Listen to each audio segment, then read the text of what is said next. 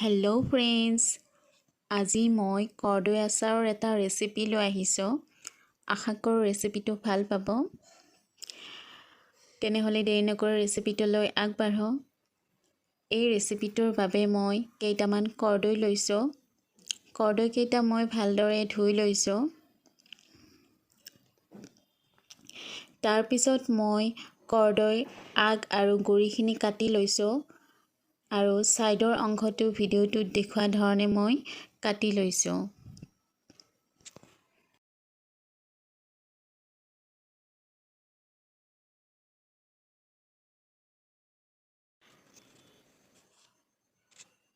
তাৰপিছত মই কৰ্দৈটো ষ্টাৰ আকাৰত কাটি লৈছোঁ।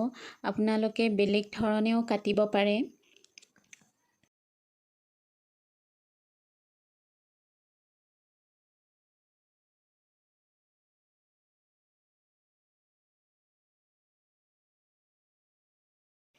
এতিয়া কৰ্দৈখিনি কটা হৈ গ'ল।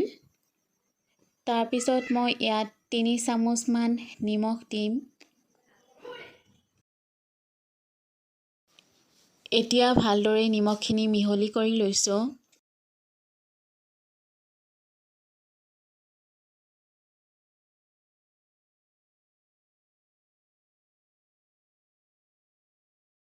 ইয়াৰ পিছত এখন ঢাকনি মাৰি এঘণ্টাৰ বাবে ৰাখি দিম। এঘণ্টা পিছত দেখিব ইয়াৰে কালাৰটো চেঞ্জ হৈছে আৰু ইয়াৰ পৰা বহুত পানী ওলাইছে। এতিয়া মই পানীখিনি টুকি ল'ম। এনেকৈ মই 10 মিনিটমান ৰাখি দিম, তেতিয়া পানীখিনি ভালদৰে নিগৰিব। এতিয়া এখন শুকান ট্ৰেত কৰ্দৈখিনি পাতল পাতলকৈ মেলি ৰ'দত শুকুৱাবলৈ দিম। ফ্ৰেণ্ডছ, মোৰ ভিডিঅ'টো ভাল পালে লাইক কমেণ্ট কৰিব আৰু যদি মোৰ ভিডিঅ' প্ৰথমবাৰ চাই আছে মোৰ চেনেলটো ছাবস্ক্ৰাইব কৰিব। লগতে কাষতে থকা বেল আইকনটো টিপি দিব। ইয়াৰ পিছত মই আচাৰৰ বাবে মছলাখিনি তৈয়াৰ কৰিম।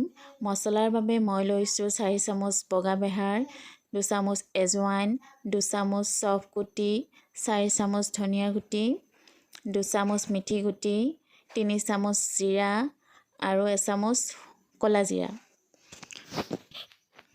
আৰু এতিয়া লৈছোঁ 20টামান শুকান জলকীয়া। এতিয়া এটা গৰম কেৰাহীত আটাইখিনি মছলা দি দিছোঁ। তাৰপিছত একেবাৰে ল' ফ্লেমত মই এইখিনি লৰাই 3 মিনিটমান ভাজি ল'ম।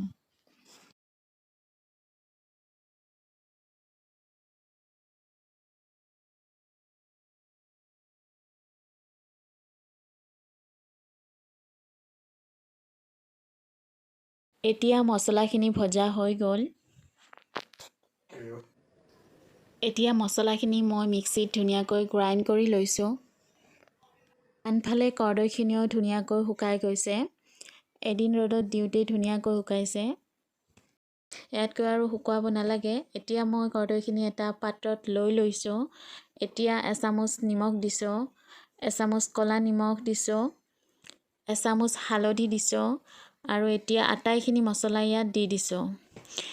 তাৰপিছত মই ইয়াত মিঠাতেল দিছোঁ।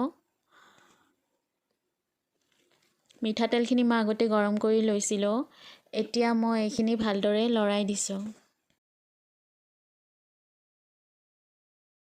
এতিয়া মই ইয়াত 3 চামুচ ৰেড চিলি পাউডাৰ দিছোঁ। এতিয়া আচাৰখিনি একেবাৰে ৰেডি হৈ গৈছে। এতিয়া বৈয়াম এটাত ভৰাই থ'ব লাগিব আৰু এইখিনি মাজে মাজে ৰ'দত দিব লাগিব। তেতিয়া আচাৰখিনি বহুদিনলৈ ভালে থাকিব। ভিডিঅ'টো শেষলৈকে চোৱাৰ বাবে অশেষ ধন্যবাদ।